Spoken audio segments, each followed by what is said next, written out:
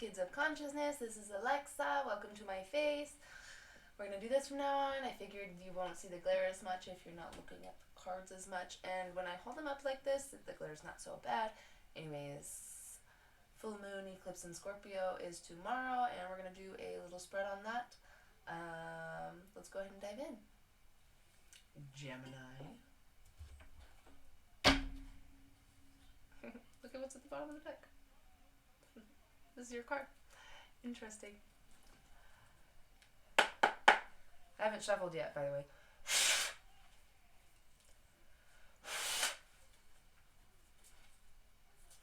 We're going to ask what the full moon eclipse energy is bringing in for you, Gemini. We're also going to see what it is that you truly desire, what it is that you're learning to detach from, and what it is you can let go of during this full moon eclipse in Scorpio.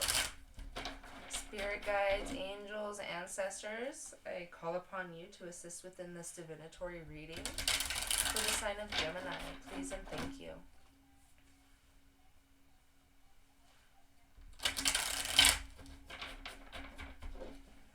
What is the full moon eclipse energy bringing up for Gemini?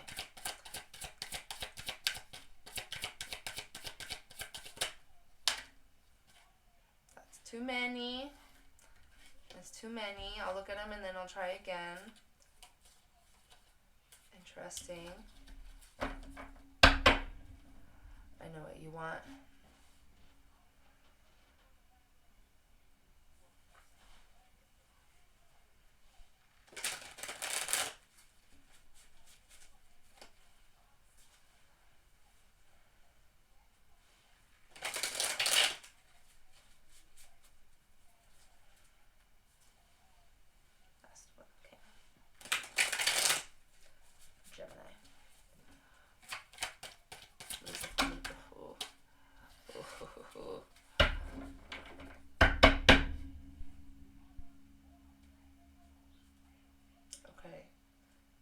Something's weird. Something's weird here. I'm gonna do something. There's a lot of energy within you, I feel. That's what's going on. Okay. One card, please. What is the full moon eclipse energy bringing up for Gemini? Just one, please. You might be dealing with a lot of situations right now, that's why. Yeah, here's some more cards, okay. Alright. Alright. Might as well. They want you to have a full ass story today. So the first card I saw, it was the World in reverse, and then when the second pile of cards came out, it was the Fool. And now you're getting the Three of Swords, Queen of Wands, and the Knight of Wands in reverse. So, and also with seeing the Lovers at the beginning, before I shuffled it, I'm getting the sense that there's heartbreak. There's a lot of chaotic energy happening around you right now. I get the sense that there's a situation that happened in the past that was a Three of Swords situation, a person, place, or thing that really hurt your heart, a third-party situation, something that really, really hurt you, and it made you stronger. It made you protect yourself more. And now you're kind of like saying goodbye to whatever energy that was that hurt you. Probably not even saying goodbye, because with the Queen of Wands, she's just kind of sitting there and waiting for things to happen. Also, the Queen of Wands represents like waiting until Leo season for things to reveal themselves. And so you're just like hurt and protected and waiting to see what's going to happen next with this Knight of Wands in reverse energy. And that being chaotic, flighty energy, not planning things very well. And this could be an energy within you that allowed these people, places, and situations to put you in this Three of Swords. So you're probably like saying goodbye to this attitude, this mindset. You're probably doing the shadow work, or you're watching this person walk away because you like aren't doing much in a sense anymore. You're holding your power and your passion for yourself, and you're kind of just like, well, I'll just wait and see what they'd rather do. You're not controlling the situation, you're just like watching and waiting, basically. Hold on, there's a kid in here. Okay, I don't know what's happening. Anyways,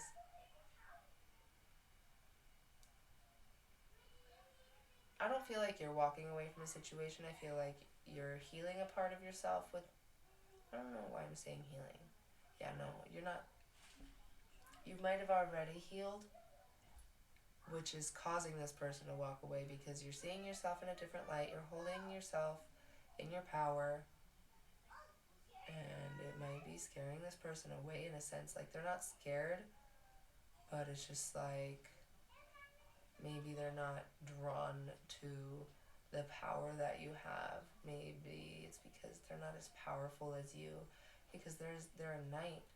They're a little more evolved than the pages. They're not as immature, but they're flighty and consistent energy. Hold on. What, baby? Anywho, I haven't even pulled out all the rest of the cards, but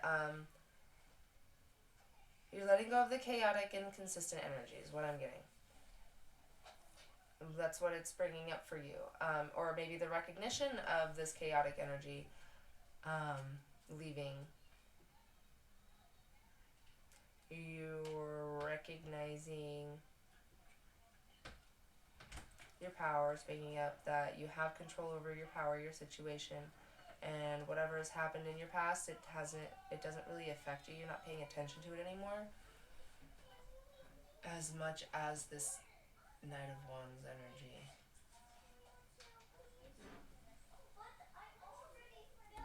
Anywho, I feel like I've focused on this quite a bit, or quite a little too long. I am going to actually pull a clarification on this Knight of Wands.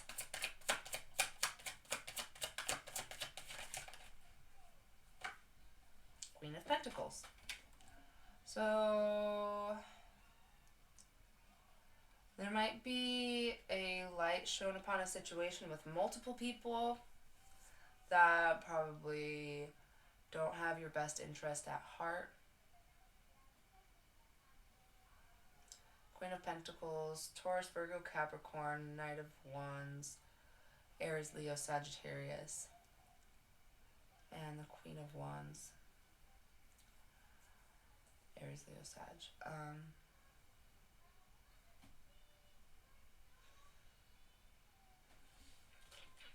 Let's dive in. I don't want to keep these long, but we're gonna go. We're gonna go, go, go. Okay, 9 of Wands and the 7 of Pentacles. You're no longer investing in something, you're protecting yourself. Yeah.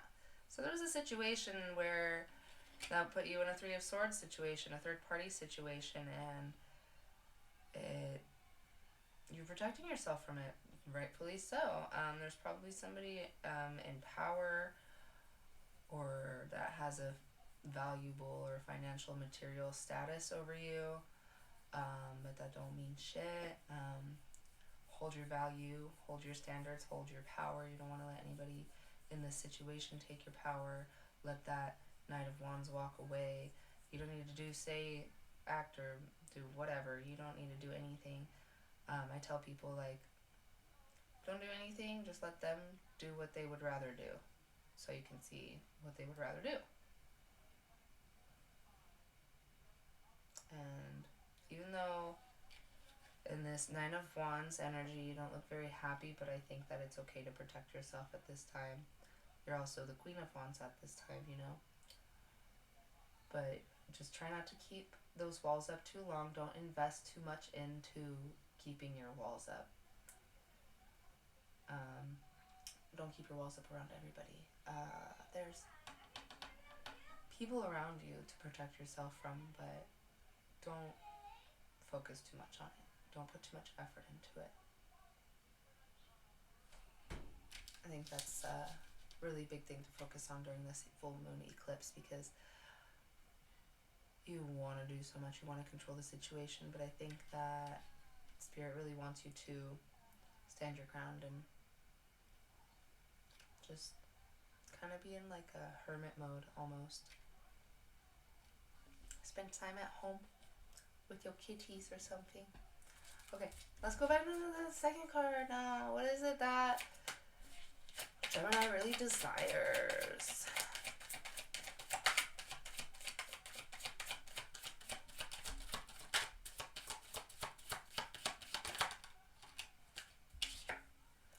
You desire control, you desire to use your magical skills, your communication skills. You desire to learn about how your thought patterns and your mind controls your reality. As above, so below stuff. I really would recommend looking into the 7 universal laws, the book of Thoth, or whatever spiritual or religious or esoteric knowledge book, whatever you're drawn to that will build your knowledge on how you can learn to manifest and bring yourself more abundance. I think that is something good for you to focus on, something that you really desire. So learn to work with your magic, learn to do your own type of witchcraft, learn what type of witch are you. Are you a solitary witch, or are you a witch that likes to be in a coven? Do you like to do tarot readings? Do you like to do apothecary? Do you like to work with herbs? Or do you like to do mediumship? Are you a gypsy? I think that there's a really good opportunity here for you within a new beginning. When I saw the World card in reverse, there is a sense of a new beginning here. There's somebody leaving your energy, and that is opening up a lot of space for new energy. And so you really want to learn about yourself, learn about your power that you hold, and how you can express that to the world. What are you learning to detach from, Gemini? What are you learning to detach from?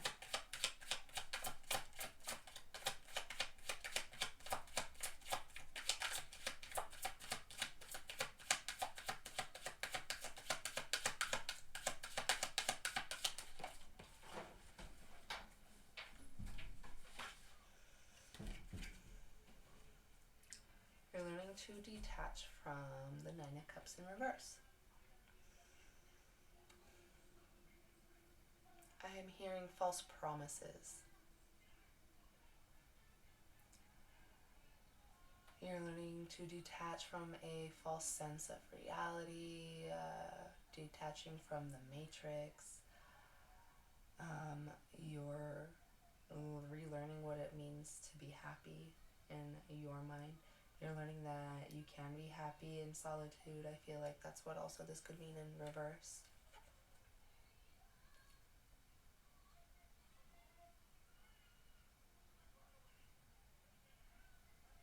You're learning to detach from empty cups. People, places, and things that don't fulfill you, that drain you, that take from you, siphon your energy.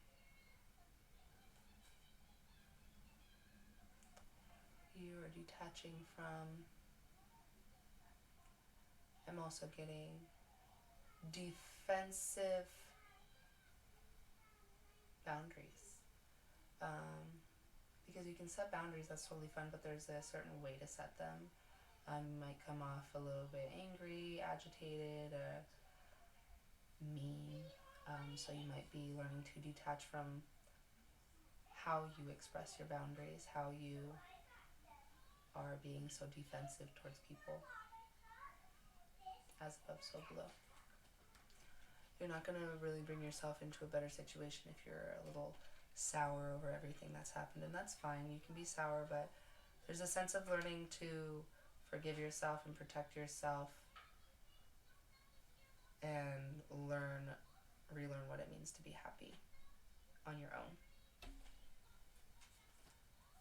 What can Gemini let go of?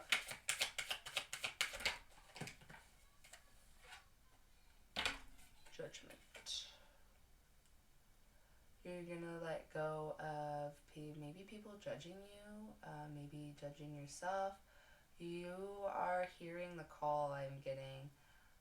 There's a magical property within you that you're hearing the call of learning how to balance your energies and bring yourself into a more abundant mindset so that you can use your magic, so that you can learn to manifest correctly and bring true happiness to yourself.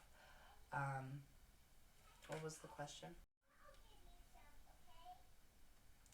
So yeah, you're learning to... I'm also hearing the false promises again. You're letting go of people calling you in for false reasons. You're letting go of the face value of what people show you. You're learning that maybe things aren't really what they seem.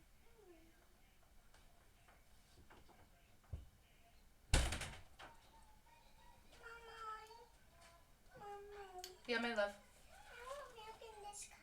Okay, can you ask Sissy to pour it for you? Okay. Yeah, so what can you let go of? Sorry about that, by the way. My kids are doing... Ansi, this will be my last video before I take a break. You're learning to let go of... I feel like quite a few people or situations. You might be in a situation where they're saying they're for you, they're with you, they're your ride or dies or something like that, but it might not be true. So you're learning to listen to your inner judgment, your inner calling. You're probably learning not to judge yourself so harshly also, or others so harshly, or situations so harshly. Okay, I feel like that was a little difficult to get across, but a little straightforward.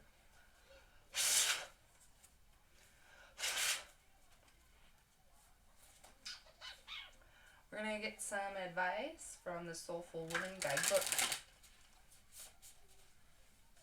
Soulful Woman. You know, I've been forgetting to say in my videos, I wanted to start doing it today. We're all kids at heart. That's like my outro signature. Because people have been asking me, what is kids of consciousness? What do you do with kids? And I'm like, well, I homeschool my kids. I teach them about all of the stuff that I've been learning over the past few years. And I want to teach them about consciousness and how to heal their bodies and everything. I'm going on a tangent right now. Anyways, I want to express all of that to the world, and also it's like we're all kids at heart. We're all learning to heal our inner child at the same time. We're all learning how to play and manifest and use our magical abilities. We're all learning how to be conscious. We're all learning something new every day. So we're all fucking kids at heart. Don't be so serious all the time. We're all kids. Advice for Gemini, please.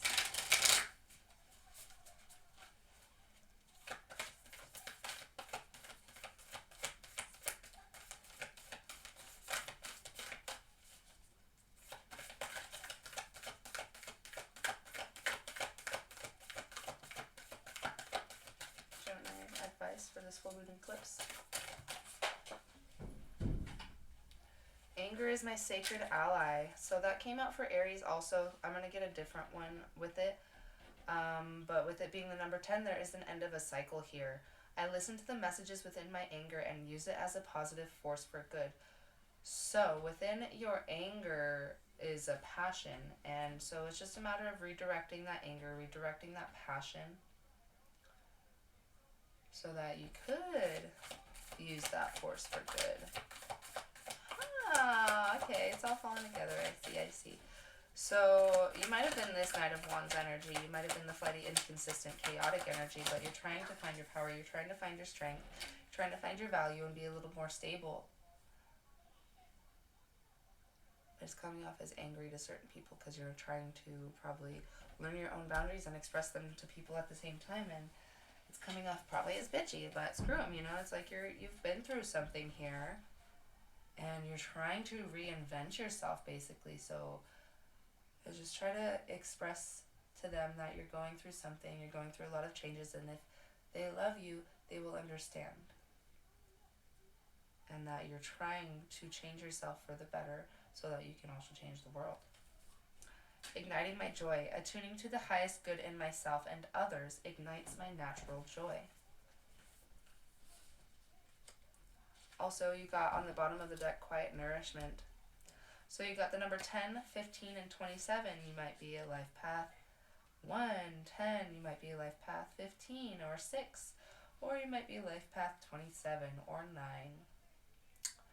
So, igniting my joy, attuning to the highest good in myself and others ignites my natural joy. When I hold loving intent for someone dear to me, something magical happens. I ignite my own joy and happiness when I care about another and send them blessings of peace, goodwill, and ease. Now I nurture my capacity to be kind to myself as well as to others. I regularly include myself in well wishes, my goodwill, and my loving intentions. Since we are all intimately connected, my own happiness grows from this positive attunement to myself and to others. May we all be safe, at peace, and live with ease and grace. Attuning to the highest good in myself and others ignites my natural joy. So, you might be learning to fill your own cup now. You might be learning that your happiness reflects out to the world, and nothing else really fucking matters unless you're balanced and in tune with your higher self. I'm going to go to quiet nourishes me. Number 27. Quiet nourishes me. It connects me to my sacred space. I allow myself to step away from the clouds of technology and from the sound of voices, my own as well as others. The return to quiet brings me back to myself, where I can experience my own stillness. Quiet allows me to listen. When I am quiet, I am able to hear what's going on inside myself, to connect to the gentle pulse of my own body. Subtle sensations, feelings, and needs emerge. When I savor quiet, I am brought back to the power of now. So that's also something that I was seeing within the cards with Judgment and the Nine of Cups is like you're learning to be happy within your own solitude so that you could feel your own vibration, so that you could feel your own spirits and your own intuition speaking to you. Because all this outside energy, all this chaotic energy is making you a little bit frustrated and angry because you are a magician, you are super empathetic, you have the highly sensitive person abilities, and so all of that energy around you, even the heartbreak, even the Three of Swords energy, whatever energy is around you that's chaotic or siphoning your energy, it's making you irritated and angry, having anxiety, and you need to spend some time alone so that you, because there's so many people around you that are also hearing the call, but you need to tune into your own vibration so that you can hear that specific call from the actions that you need to take on your own, because we all have a guardian angel that's speaking to us. We might have the same guardian angel speaking to us, but this one is speaking to you directly. They all might hear a little bit of subtleness from the message that you're getting, but you're getting your own very specific message here. To stand on your own for a little while and listen, learn to listen to your own intuition, learn to listen to your own messages, and listen to what it is that you're here to do. Okay? I love it. Thank you, Gemini. Have a great day. And don't forget, we're all kids at heart.